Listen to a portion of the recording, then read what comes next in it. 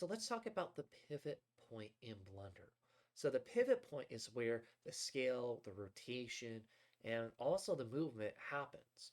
So by default in Blender, you can see up here on the very top, we have this chain link. So the transform pivot point is based off of the center. It's based off of the median point of the objects.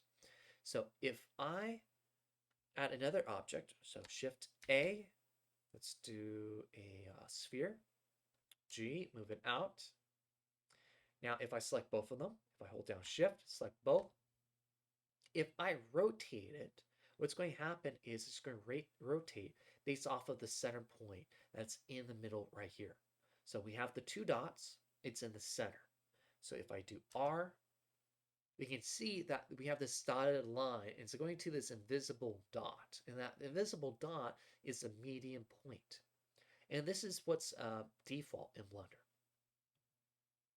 Now we can actually change the pivot point. And this becomes very powerful. So up here on the top, we have the chain link, right? That's the median point. If I click on it, we have a bunch of different options. Let's see. So let's do 3D cursor. So if I click on 3D cursor, if I rotate this, it's going to rotate based off of the 3D cursor. Now, let's say I move the 3D cursor. So holding down Shift, right click somewhere else. If I do R, now it's rotating based off of that new position. So you can do some really cool stuff with this of just changing the pivot point in order to, get exactly where you want your objects. Now let's go back here, change it. So that was the 3D cursor.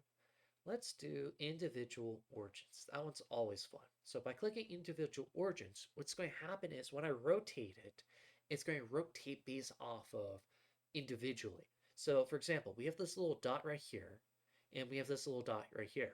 So when I rotate it, it's going to rotate the cube based off of this position, and then it's going to rotate the sphere based off of this position. So if I do R, I rotate it, we can see I'm rotating both objects, but it's based off of its origin, which is that little dot.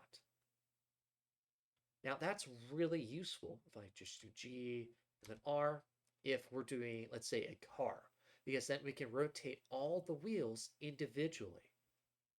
If I click on this again, right, we also have active element. So what is an active element? Well, here, let me click on it.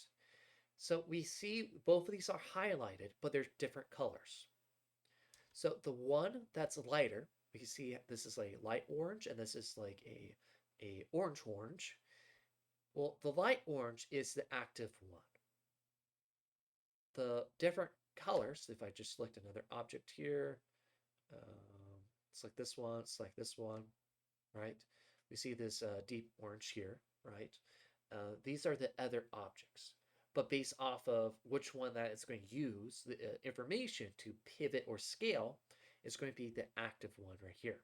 So if I rotate it, now that one's the active. Now if I hold down the Shift, select a different object, we can see the color change, and now this one is the active one.